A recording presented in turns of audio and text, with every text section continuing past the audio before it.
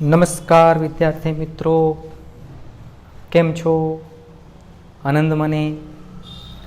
આજે આપણે 12th સાયન્સમાં 12મા ધોરણમાં કાર્બોક્સિલિક એસિડ સમૂહનો અભ્યાસ કરીએ છીએ.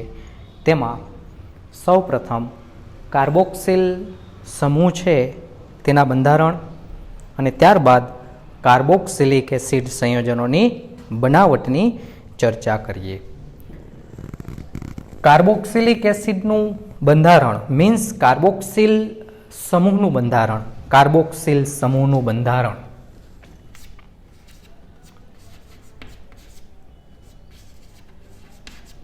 કાર્બોક્સિલ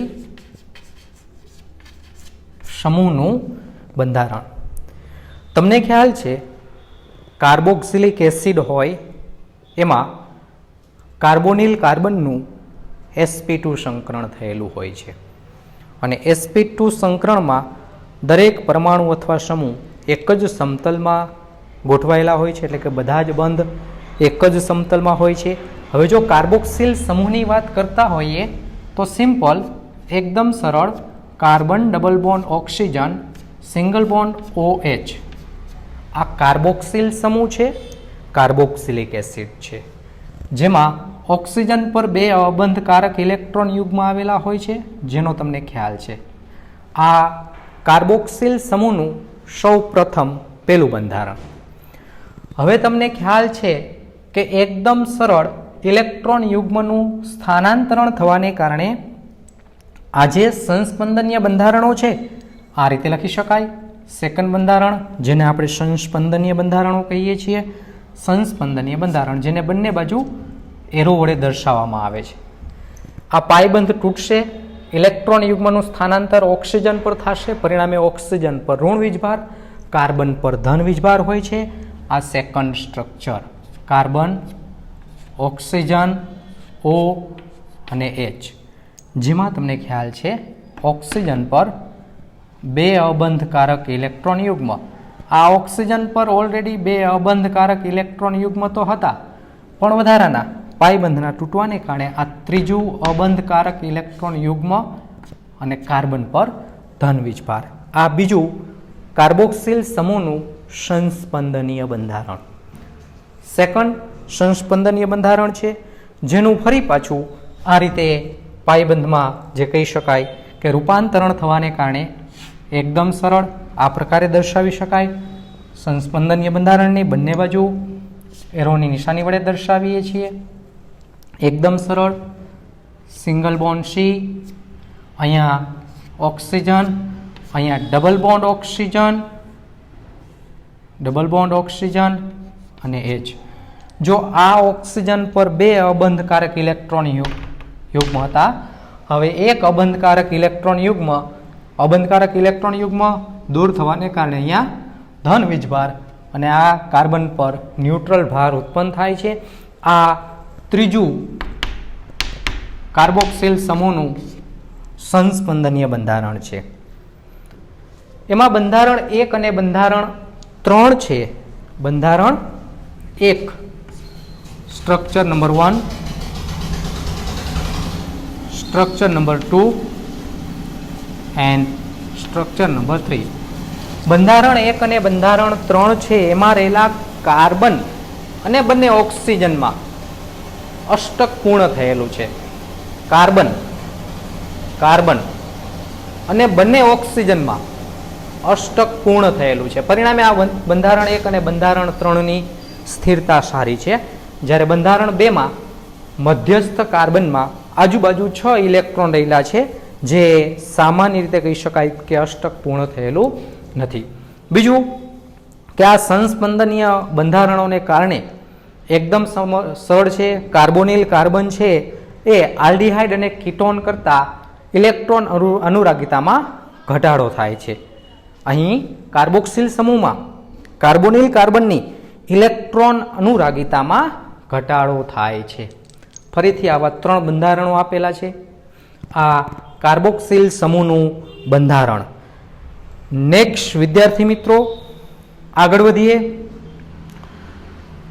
કાર્બોક્સિલ સમૂહના બંધારણ બાદ કાર્બોક્સિલિક એસિડ છે, કાર્બોક્સિલિક એસિડ સંયોજનોની બનાવટ.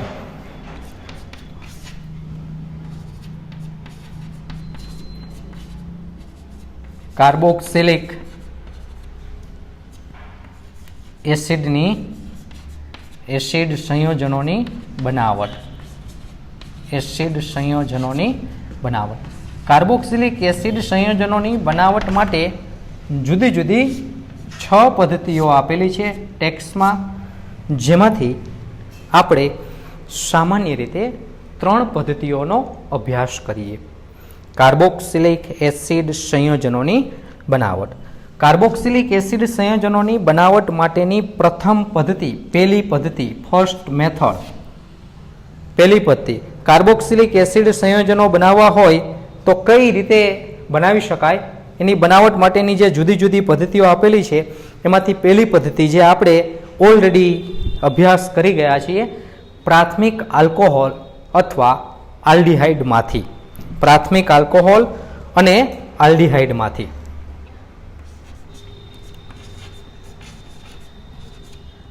પ્રાથમિક આલ્કોહોલ અને આલ્ડિહાઇડમાંથી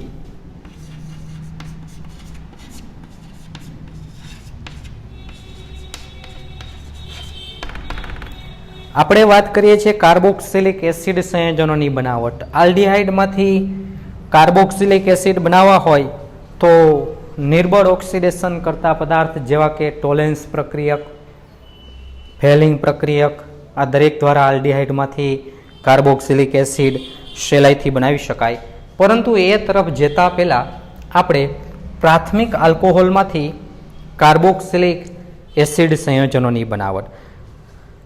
પ્રાથમિક આલ્કોહોલ છે એ નિર્બળ ઓક્સિડેશન કરતા પદાર્થ, સામાન્ય ઓક્સિડેશન કરતા પદાર્થ જેવા કે તટસ્થ એસિડિક કે બેઝિક કેમિનોફોર અથવા એસિડિક ડાયક્રોમેટ અથવા એસિડિક CrO3 વડે ખૂબ જ સહેલાઈથી ઓક્સિડેશન પામે છે અને તેને અનુવર્તી કાર્બોક્સિલિક એસિડમાં રૂપાંતરણ પામે છે.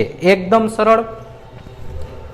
જો તેના દ્વારા ઓક્સિડેશન થાય છે તો એસિડિક, બેઝિક કે તટસ્થ કેમિનોફોર, એસિડિક, બેઝિક કે તટસ્થ કેમિનોફોર, પોટેશિયમ પરમેંગેનેટ. કેમિનોફોરનું તટસ્થ દ્રાવણ હોય, જલીય દ્રાવણ હોય, એસિડમાં બનાવેલું હોય કે બેઝમાં બનાવેલું હોય, આના દ્વારા સહેલાઈથી ઓક્સિડેશન પામે છે. બીજું, કેના દ્વારા ઓક્સિડેશન થાય છે તો એકદમ સરળ એસિડિક ડાયક્રોમેટ K2Cr2O7 અને એસિડિક CrO3. આ બધા જ પ્રક્રિયકો દ્વારા પ્રાથમિક આલ્કોહોલ છે એનું ખૂબ જ સહેલાઈથી ઓક્સિડેશન થાય છે. જેમ કે આ પ્રાથમિક આલ્કોહોલ RCH2OH. પ્રાથમિક આલ્કોહોલનું ઓક્સિડેશન કેના દ્વારા ઓક્સિડેશન કરવાનું છે તો પ્રાથમિક આલ્કોહોલનું ઓક્સિડેશન છે એ એસિડિક, બેઝિક કે તટસ્થ કેમિનોફોર. એસિડિક કેમિનોફોર ચાલે, બેઝિક કેમિનોફોર ચાલે, તટસ્થ કેમિનોફોર ચાલે, પણ યાદ રાખો એસિડિક ડાયક્રોમેટ કે એસિડિક CrO3 લીધો હોય કે એસિડિક કેમિનોફોર લીધો હોય તો આ બધા સંયોજનો થોડા ઘણા અંશે એસ્ટર સંયોજનો આપે છે. થોડા ઘણા અંશે કોણ એસ્ટર સંયોજનો આપે તો એસિડિક ડાયક્રોમેટ, એસિડિક CrO3 કે એસિડિક કેમિનોફોર. આ બધા સંયોજનો એસિડિક ડાયક્રોમેટ છે, એસિડિક CrO3 છે કે એસિડિક કેમિનોફોર છે, એ બધા સંયોજનો થોડા ઘણા અંશે એસ્ટર સંયોજનો આપે છે. હવે જો એસ્ટર સંયોજનો ન બનાવવા હોય તો સિમ્પલ, એકદમ સરળ એસિડિકને બદલે બેઝિક કેમિનોફોર આપણે પસંદ કરીએ છીએ. તો એકદમ સરળ બેઝિક કેમિનોફોર. બેઝિક કેમિનોફોર મીન્સ કેમિનોફોર ઓબ્લિક KOH. કેમિનોફોર KOH નું મિશ્રણ આ બેઝિક કેમેનોફોર કહેવામાં આવે છે. આની હાજરીમાં સેજ ગરમ કરવામાં આવે, સેજ ગરમ કરવામાં આવે. ટેક્સ્ટબુકમાં ત્યાં ડેલ્ટાની નિશાની દર્શાવેલી નથી. અને ત્યારબાદ એસિડિક જળ વિભાજન કરવામાં આવે.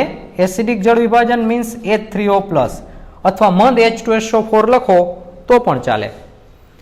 સૌ પ્રથમ શું થાય છે કે આ પ્રાથમિક આલ્કોહોલ છે 10 પ્રાથમિક આલ્કોહોલ, પ્રાથમિક આલ્કોહોલની બેઝિક કેમેનોફોર સાથેની પ્રક્રિયાથી સૌ પ્રથમ તેનો પોટેશિયમ સોલ્ટ બનશે, કાર્બોક્સિલિક એસિડનો પોટેશિયમ સોલ્ટ બનશે. ત્યારબાદ એ પોટેશિયમ સોલ્ટનું જળ વિભાજન થશે, જેની આપણે આગળ ચર્ચા કરીએ હમણાં. ત્યારબાદ તેનું જળ વિભાજન થશે, એટલે જે પોટેશિયમ સોલ્ટ બનેલો છે કાર્બોક્સિલિક એસિડનો એ જળ વિભાજન પામી આપણને ડાયરેક્ટ કાર્બોક્સિલિક એસિડ આપે છે RCOOH. આ કાર્બોક્સિલિક એસિડ, કાર્બોક્સિલિક એસિડ. ઉદાહરણ લઈએ. જેમ કે જો તમે ઇથેનોલ લીધું હોય CH3CH2OH, સંયોજનનું નામકરણ થશે ઇથેનોલ. ઇથેનોલની પ્રક્રિયા કેની સાથે કરવાની છે? તો પહેલો પ્રક્રિયા કેમેનોફોર, બેઝિક કેમેનોફોર છે. બેઝિક કેમેનોફોર જેની હાજરીમાં સેજ ગરમ કરવામાં આવે તો આમાંથી સૌ પ્રથમ પોટેશિયમ સોલ્ટ પ્રાપ્ત થશે, એટલે પોટેશિયમ ઇથેનોએટ બનશે. ઇથેનોલના ઓક્સિડેશનથી પોટેશિયમ ઇથેનોએટ બને છે. જે પોટેશિયમ ઇથેનોએટ છે એ વળી પાછી આગળ પ્રક્રિયા કરે છે પોટેશિયમ ઇથેનોએટ, અને પોટેશિયમ ઇથેનોએટનું સેકન્ડ સ્ટેપ જળ વિભાજન થવાથી H3O+, પોટેશિયમ ઇથેનોએટનું જળ વિભાજન થવાથી આપણને ઇથેનોલ પ્રાપ્ત થાય છે, જેમ કે CH3COOH, ઇથેનોઇક એસિડ. ઇથેનોલમાંથી ઇથેનોઇક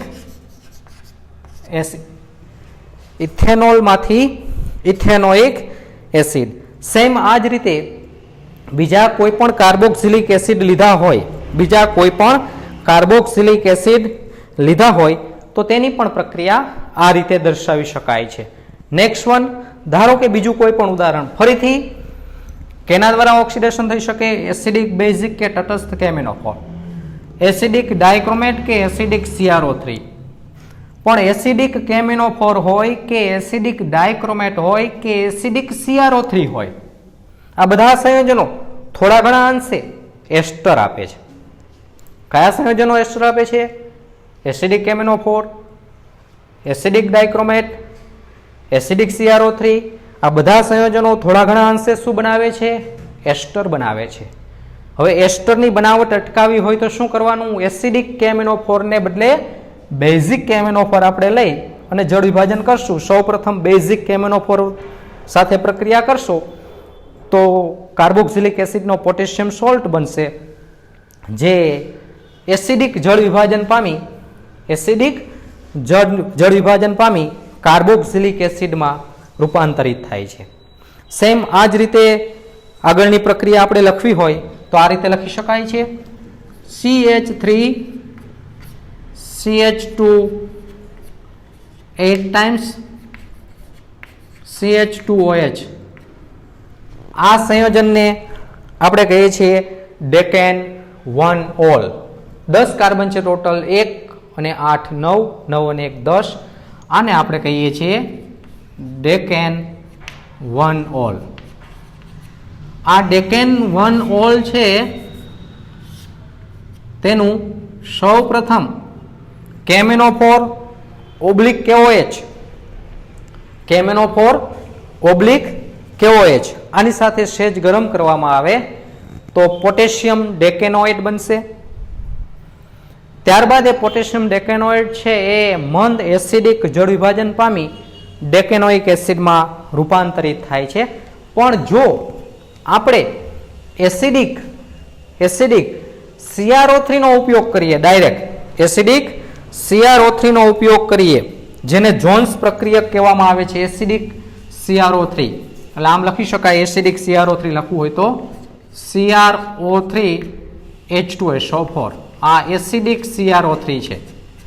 હા, એસિડિક CrO3, આને જોન્સ પ્રક્રિયક કહેવાય. યાદ રાખજો, ખાસ નેમ, જોન્સ પ્રક્રિયક. જોન્સ પ્રક્રિયક દ્વારા જો પ્રાથમિક આલ્કોહોલનું ઓક્સિડેશન કરવામાં આવે તો તેટલા જ કાર્બન ધરાવતો કાર્બોક્સિલિક એસિડ, ડેકેનોઇક એસિડ પ્રાપ્ત થાય છે. બંધારણ તમને ખ્યાલ છે, CH3 CH2 how many times? 8 times. Next COOH, જેને આપણે કહીએ છીએ ડેકેનોઇક એસિડ. આ પ્રાથમિક આલ્કોહોલનું ઓક્સિડેશન. પ્રાથમિક આલ્કોહોલના ઓક્સિડેશન બાદ આલ્ડીહાઇડનું ઓક્સિડેશન. આલ્ડીહાઇડ છે એ નિર્બળ ઓક્સિડેશન કરતા પદાર્થ. નિર્બળ ઓક્સિડેશન કરતા પદાર્થ એટલે કોણ? ટોલેન્સ પ્રક્રિયક છે, ફેલિંગ પ્રક્રિયક છે, બ્રોમિન જળ છે. આ બધા દ્વારા આલ્કોહોલ છે, આ બધા દ્વારા આલ્ડીહાઇડ છે એ સહેલાઈથી ઓક્સિડાઇઝ થાય છે. અને જો લખવું હોય તો એકદમ સિમ્પલ, આલ્ડીહાઇડ. આલ્ડીહાઇડનું ઓક્સિડેશન. આલ્ડીહાઇડનું ઓક્સિડેશન એકદમ સરળ. આલ્ડીહાઇડના ઓક્સિડેશન માટે શું લખી શકાય? RCHO. કોઈ પણ નિર્બળ ઓક્સિડેશન કરતા પદાર્થ, નિર્બળ ઓક્સિડેશન કરતા પદાર્થમાં કેનો સમાવેશ થાય? એકદમ સરળ, ટોલેન્સ પ્રક્રિયક.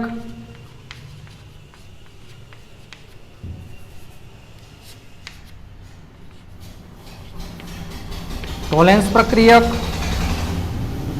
અથવા ફેલિંગ પ્રક્રિયક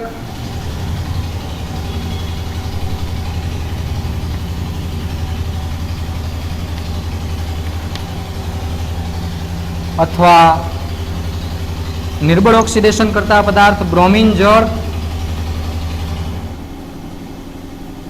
આ દરેક દ્વારા આલ્ડીહાઇડનું ખૂબ સહેલાઈથી ઓક્સિડેશન થાય છે અને આલ્ડીહાઇડના ઓક્સિડેશનથી કાર્બોક્સિલિક એસિડ પ્રાપ્ત થાય છે.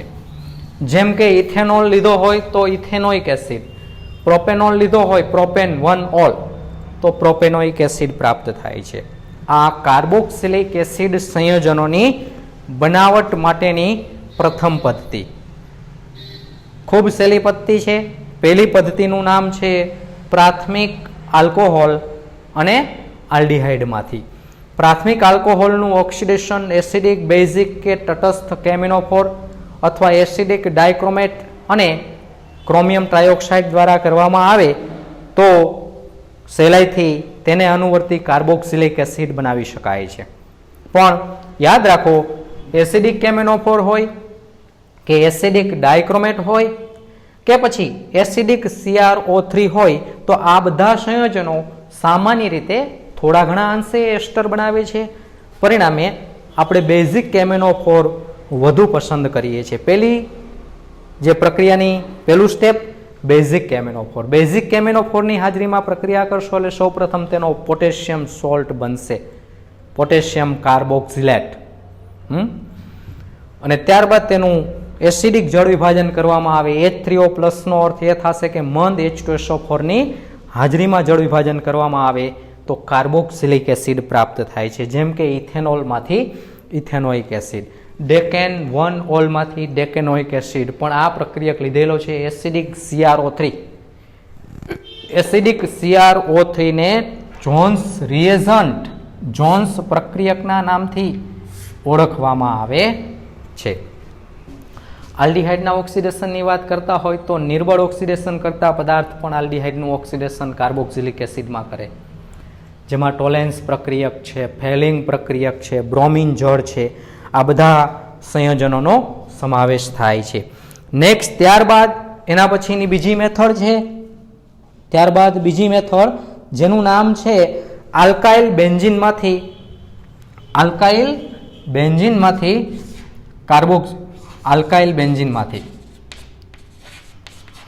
બેન્ઝીન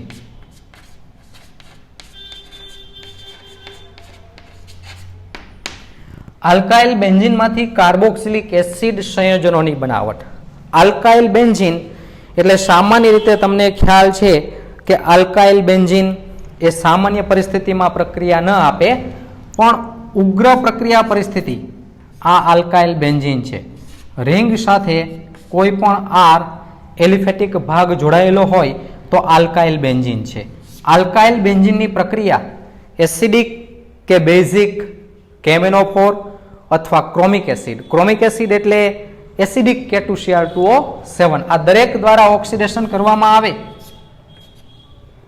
એકદમ સરળ. કેના દ્વારા? એસિડિક કેમેનોફોર, કેમેનોફોર ઓબ્લિક H2SO4 અને એસિડિક કેમેનોફોર કહેવામાં આવે છે કેમેનોફોર ઓબ્લિક KOH. આ બેઝિક કેમેનોફોર છે. K2Cr2O7 પોટેશિયમ ડાયક્રોમેટ, પણ આ potassium dichromate acidic potassium dichromate છે જેને ક્રોમિક એસિડ પણ કહી શકાય.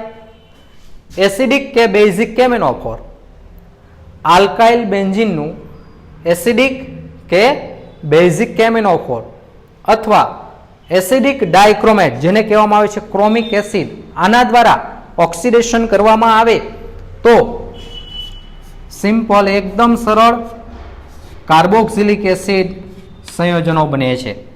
Benzoic acid, benzene carboxylic acid બને છે. Benzoic acid, benzoic acid. જો આ શૃંખલા ગમે તેટલી લાંબી હોય, ગમે તેટલી લાંબી, પણ બેન્ઝાઇલિક હાઇડ્રોજન છે, બેન્ઝાઇલિક હાઇડ્રોજન એ સક્રિય હાઇડ્રોજન છે અને બેન્ઝાઇલિક હાઇડ્રોજનને કારણે શૃંખલા ગમે તેટલી લાંબી હોય તો પણ ડાયરેક્ટ બેન્ઝાઇલિક હાઇડ્રોજનને કારણે, બેન્ઝાઇલિક હાઇડ્રોજનને કારણે ઓક્સિડેશન થવાને કારણે એ બધા જ પદાર્થો એક સરખી નિપજ બેન્ઝોઇક એસિડ આપે છે. જેમ કે એકદમ સરળ, ટુ ઇઝી, રિંગ સાથે CH3 સમૂહ જોડાયેલો હોય આને આપણે કહીએ છીએ ટોલ્યુઇન. ટોલ્યુઇનની પ્રક્રિયા કેની સાથે કરવામાં આવે છે?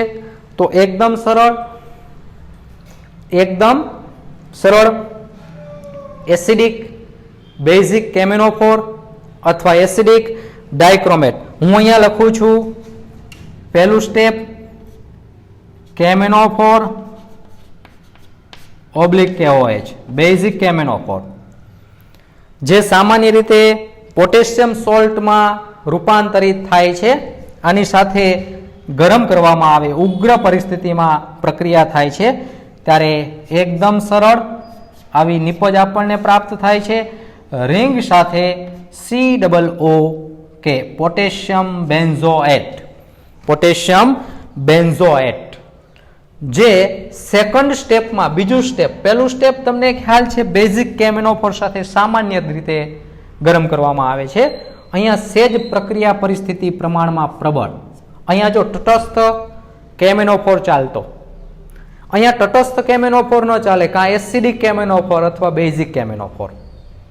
હા, અહીંયા આપણે બેઝિક કેમેનોફોર લીધો છે. બેઝિક કેમેનોફોર લેશો એટલે પોટેશિયમ સોલ્ટમાં રૂપાંતરિત થશે પોટેશિયમ બેન્ઝોએટ, અને આ પોટેશિયમ બેન્ઝોએટ છે એ સેકન્ડ સ્ટેપમાં, બીજા સ્ટેપમાં જળ વિભાજન H3O+, આને કહેવાય મંદ H2SO4 પણ કહી શકાય. મંદ H2SO4 ની હાજરીમાં જળ વિભાજન પામી COOH, આને આપણે કહીએ છીએ બેન્ઝોઇક એસિડ, બેન્ઝોઇક એસિડમાં રૂપાંતરિત થાય છે. તો આવી આ જે પ્રક્રિયા છે, આવી જ પ્રક્રિયા બીજા ઘણા આલ્કાઇલ બેન્ઝીન આપી શકે છે અને એ પ્રક્રિયાની આપણે અહીંયા ચર્ચા કરીએ. કયા પદાર્થો એવી પ્રક્રિયા આપે છે? તો જે અહીંયા દર્શાવેલા છે બધા પ્રક્રિયકો આ પ્રકારની પ્રક્રિયા આપે છે. આપણે કાર્બોક્સિલિક એસિડ સંયોજનોની બનાવટની ચર્ચા કરીએ છીએ.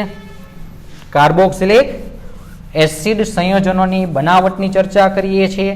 એ બનાવટમાં સૌ પ્રથમ પહેલી પદ્ધતિ આપણે લીધી પ્રાથમિક આલ્કોહોલ અને આલ્ડીહાઇડમાંથી. આપણે અત્યારે હાલમાં બીજી પદ્ધતિ એટલે તમને ખ્યાલ છે કે આલ્કાઇલ બેન્ઝીનમાંથી.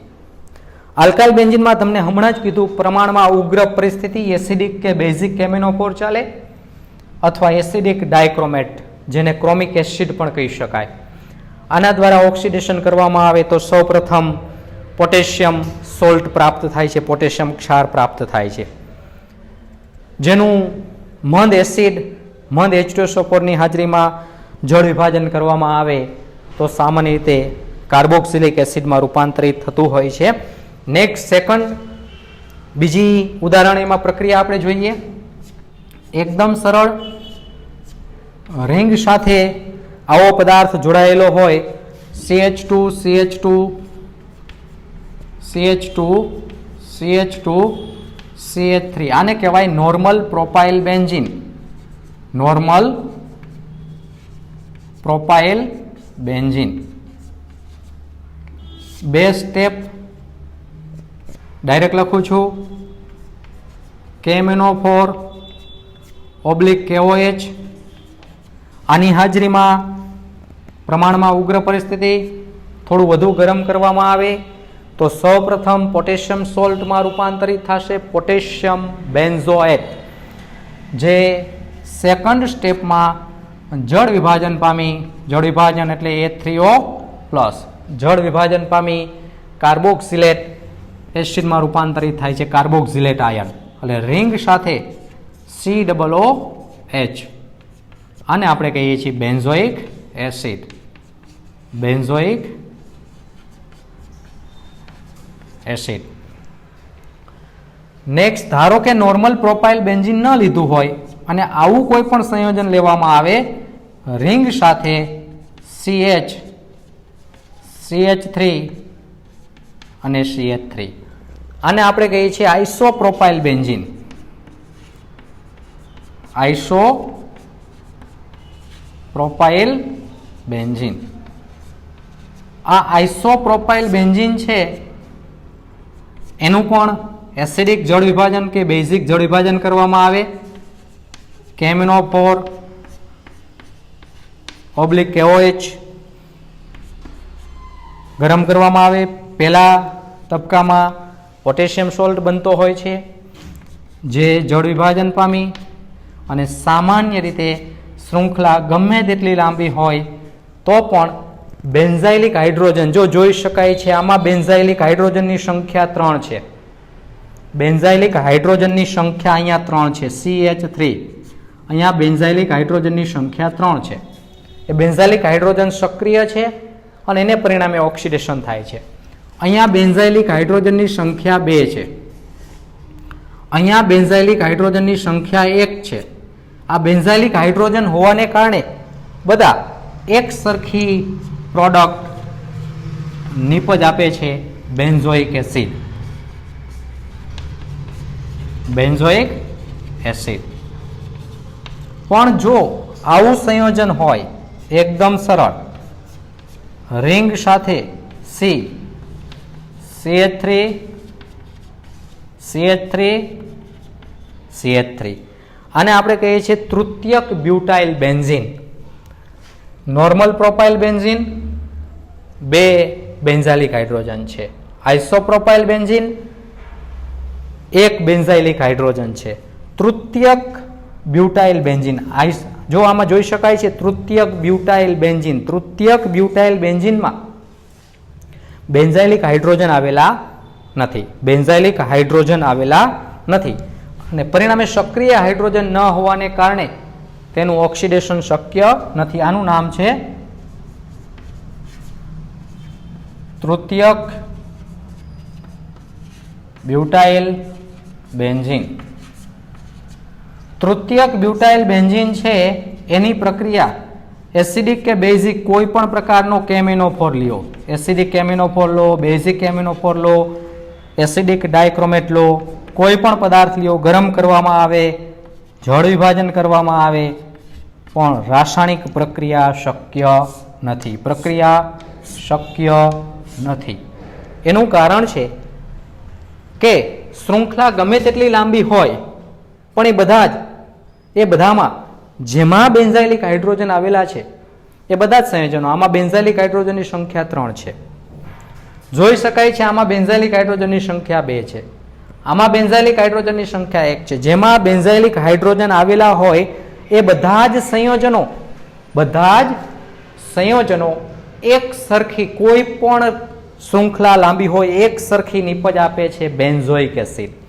પણ તમને ખ્યાલ છે ડાયરેક્ટ બેન્ઝોઇક એસિડ પ્રાપ્ત થતો નથી, સીધું જ બેન્ઝોઇક એસિડ પ્રાપ્ત થતું નથી. સૌ પ્રથમ એનો પોટેશિયમ સોલ્ટ બને છે, જેનું એસિડિક જળ વિભાજન કરવામાં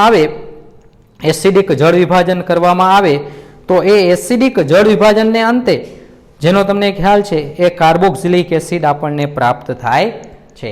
તો અત્યાર સુધી વિદ્યાર્થી મિત્રો આપણે 2 પદ્ધતિનો અભ્યાસ કરેલો છે. પહેલી પદ્ધતિ છે પ્રાથમિક આલ્કોહોલ અને આલ્ડિહાઇડમાંથી કાર્બોક્સિલિક એસિડ સંયોજનો. બીજી પદ્ધતિ છે આલ્કાઇલ બેન્ઝીનમાંથી કાર્બોક્સિલિક એસિડ સંયોજનો. અને ત્રીજી પદ્ધતિ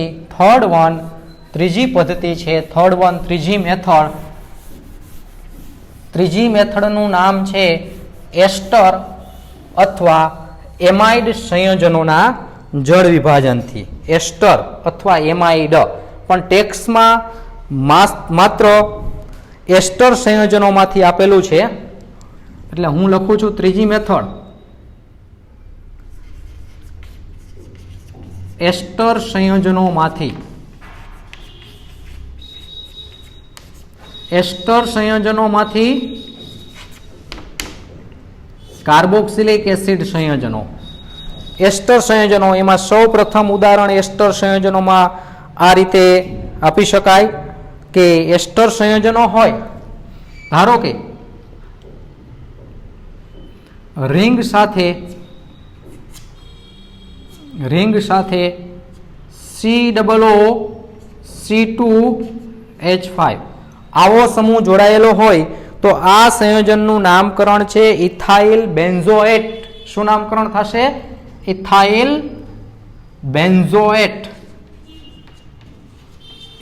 બેન્ઝોએટ.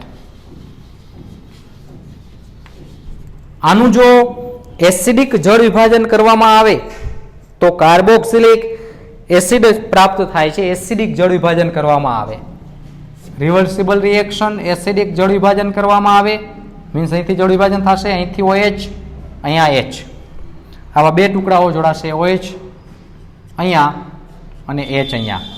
તો સિમ્પલ એસિડિક જળ વિભાજનને અંતે જે નિપજ આપણને પ્રાપ્ત થાય છે એ નિપજ છે રિંગ સાથે COOH. આને આપણે કહીએ છીએ બેન્ઝોઇક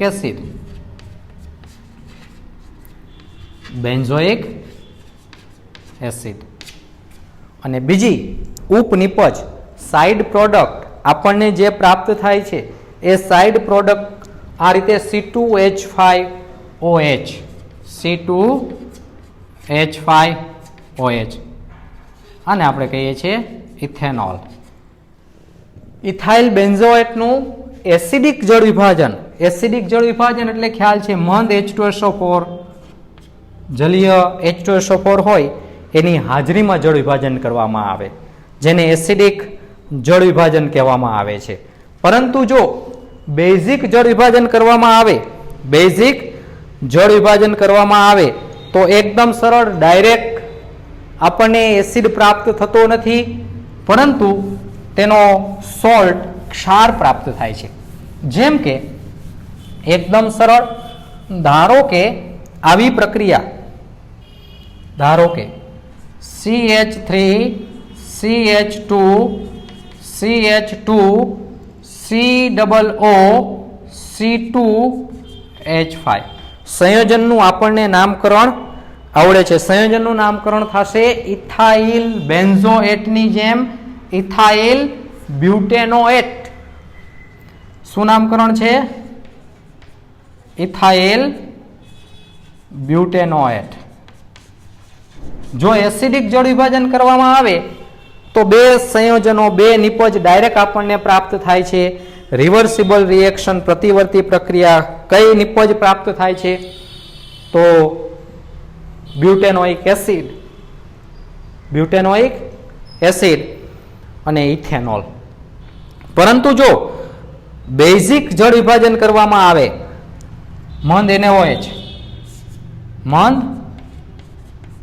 NaOH, તો આમાંથી જે બે નિપજ પ્રાપ્ત થાય છે, અહીંયા સોડિયમ સોલ્ટ જોડાશે, અહીંયા OH જોડાશે, આ રીતે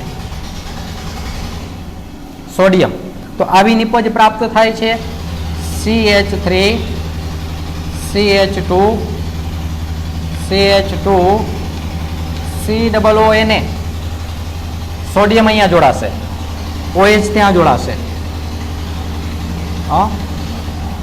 તો આનું નામકરણ છે, સોડિયમ ક્ષાર પ્રાપ્ત થયો છે, એનું નામ છે સોડિયમ બેન્ઝોએટ. Sodium benzoate. અને જે મુક્ત થાય છે બીજી જે પ્રોડક્ટ છે જેનું નામ છે, તમને ખ્યાલ છે, ઇથેનોલ, C2H5OH પ્લસ C2H5OH, આ ઇથેનોલ આપણે દૂર દર્શાવીએ છીએ. આનું જળ વિભાજન કરવામાં આવે, તમને ખ્યાલ છે સોડિયમ બેન્ઝોએટ, સોડિયમ બેન્ઝોએટનું એસિડિક જળ વિભાજન કરવામાં આવે, એસિડિક જળ વિભાજન કરવામાં આવે, એસિડિક જળ વિભાજન H3O+, તો આમાંથી જે પ્રોડક્ટ આપણને પ્રાપ્ત થાય છે એનું સૂત્ર થશે CH3 CH2 CH2 COOH, COOH. અને સામાન્ય રીતે NaOH મુક્ત થતો હોય છે, પણ જે ટેક્સ્ટમાં દર્શાવેલું નથી, NaOH લખી શકાય, બરાબર. અચ્છા, આનું નામકરણ થશે બ્યુટેનોઇક એસિડ, બ્યુટેનોઇક એસિડ. તો આ રીતે એસ્ટર સંયોજનોમાંથી પણ કાર્બોક્સિલિક એસિડ બનાવી શકાય છે. એસ્ટર સંયોજનો હોય એનું એસિડિક જળ વિભાજન કરવામાં આવે તો કાર્બોક્સિલિક એસિડ પ્રાપ્ત થાય છે. પરંતુ જો મંદ NaOH એટલે કે મંદ આલ્કલી વડે જળ વિભાજન કરવામાં આવે તો સૌપ્રથમ તેનો સોલ્ટ ક્ષાર પ્રાપ્ત થાય છે, જેનું એસિડિક જળ વિભાજનને અંતે કાર્બોક્સિલિક એસિડ આપણને પ્રાપ્ત થાય છે. આવી જુદી જુદી 3 પદ્ધતિઓની આપણે અત્યારે ચર્ચા કરી. કાર્બોક્સિલિક એસિડ સંયોજનોની બનાવટની આપણે ચર્ચા કરીએ છીએ. ફરીથી પહેલી પદ્ધતિ આપણે જોઈ પ્રાથમિક આલ્કોહોલ અને આલ્ડીહાઇડમાંથી. પ્રાથમિક આલ્કોહોલનું ઓક્સિડેશન એસિડિક, બેઝિક કે તટસ્થ કેમેનોફોર અથવા એસિડિક ડાયક્રોમેટ અથવા એસિડિક CrO3, જેને જોન્સ પ્રક્રિયક કહેવામાં આવે છે, આના દ્વારા ઓક્સિડેશન કરવામાં આવે તો આના દ્વારા આની સાથે પ્રક્રિયા કરવામાં આવે તો સિમ્પલ, એકદમ સરળ સમજી શકાય એવી વસ્તુ છે કે પ્રાથમિક આલ્કોહોલ હોય તો પ્રાથમિક આલ્કોહોલ છે એ કાર્બોક્સિલિક એસિડમાં રૂપાંતરિત થાય છે. જ્યારે આલ્ડીહાઇડ હોય તો આલ્ડીહાઇડનું તો નિર્બળ ઓક્સિડેશન કરતા પદાર્થ એસિડિક કે બેઝિક કેમેનોફોર એની કંઈ જરૂરિયાત નથી, માત્ર ટોલેન્સ પ્રક્રિયક છે, ફેલિંગ પ્રક્રિયક છે, બ્રોમિન જળ છે, આના દ્વારા પણ ઓક્સિડેશન થઈ શકે. પણ યાદ રાખો કે એસિડિક કેમેનોફોર લીધું હોય, એસિડિક ડાયક્રોમેટ લીધું હોય, એસિડિક CrO3 લીધું હોય, આ બધા સંયોજનો છે એ થોડા ઘણા અંશે એસ્ટર સંયોજનો આપે છે. એટલે વધુ પસંદગી છે એ બેઝિક કેમેનોફોરની કરવામાં આવે છે. અચ્છા, CrO3 અને H2SO4 ના મિશ્રણને કહેવામાં આવે છે જોન્સ પ્રક્રિયક, ખાસ યાદ રાખવું.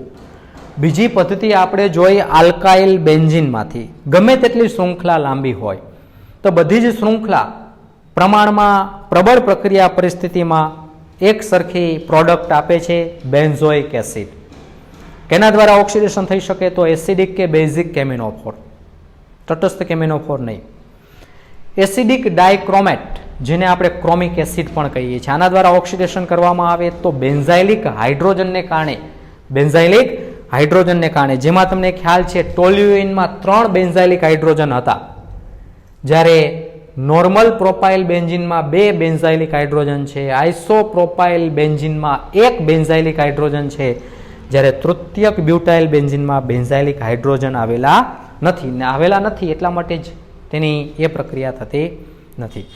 ત્રીજી પ્રક્રિયા આપણે જોયું એસ્ટર અથવા એમાઇડ સંયોજનોમાંથી. ટેક્સ્ટમાં માત્ર એસ્ટર સંયોજનોમાંથી આપેલું છે. સેમ વે આ રીતે એમાઇડ સંયોજનો માંથી પણ આ પદાર્થ, આ સંયોજનો, કાર્બોક્સિલિક એસિડ સંયોજનો બનાવી શકાય છે. હજુ બાકીની 3 પદ્ધતિઓ બાકી છે, જેની ચર્ચા આપણે આવતા વખતે કરશું. આ બધું જ સામાન્ય રીતે જેટલી સમીકરણ, જે પ્રક્રિયાઓ મેં લખેલી છે બોર્ડ ઉપર, એ બધી જ પ્રક્રિયા, બધા જ સમીકરણો 2 વખત લખી અને તૈયાર કરવાના છે. ઓર્ગેનિક વાંચવાનો વિષય નથી, વાંચવા કરતાં લખીને તૈયારી કરવાનો વિષય છે. નહીંતર એવું થશે કે ઓર્ગેનિક કમ્પાઉન્ડ આજે તમે પાત્રમાં બેસાડો, જો તમે લખીને તૈયારી ન કરી હોય, માત્ર વાંચીને તૈયારી કરી હોય, આવતીકાલે એ પાત્ર ખોલો, કાલે ફરીથી વાંચવા બેસો, તો એવું બની શકે કે કાર્બનિક પદાર્થનું સામાન્ય રીતે ઉત્કલન બિંદુ ઓછું હોય, સામાન્ય રીતે, તો બધા પદાર્થનું ક્યારે બાષ્પીભવન થઈ જાય એનો કંઈ આઈડિયા નથી. એટલે મહેરબાની કરીને આ બધા જ સંયોજનો, બધી જ પ્રક્રિયાઓ, જેટલા સમીકરણો છે એ બધા જ સમીકરણો 2 વખત 3 વખત લખીને તૈયાર કરજો. અહીંયા સુધી આપણે રાખીએ છીએ.